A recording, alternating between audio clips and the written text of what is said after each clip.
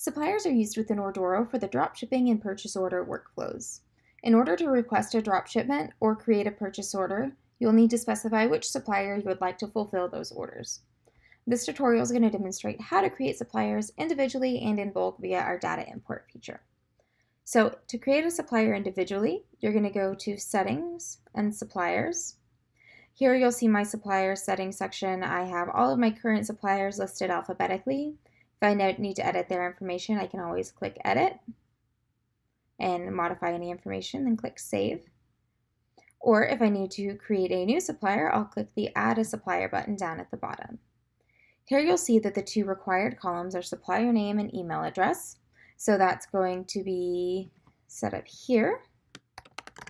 Go ahead and enter that information. Enter their email address.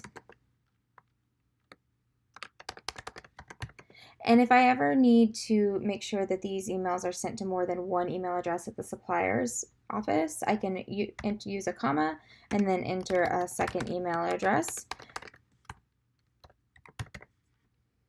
And then I can also enter the phone number if I need to save their contact information, fax number if they have it. I can enter their address. The benefit of entering the shipping address of the supplier is if you ever need to create a label shipping from them, you can select them from the drop-down if they have their address information here. And then custom text. This custom text field is going to be something that would be included on every email sent to the supplier. So it can be something like your account number or your UPS number so that they charge your UPS account, anything like that. And once you have all of that saved, you'll hit Create a New Supplier, and they'll be there in your supplier list.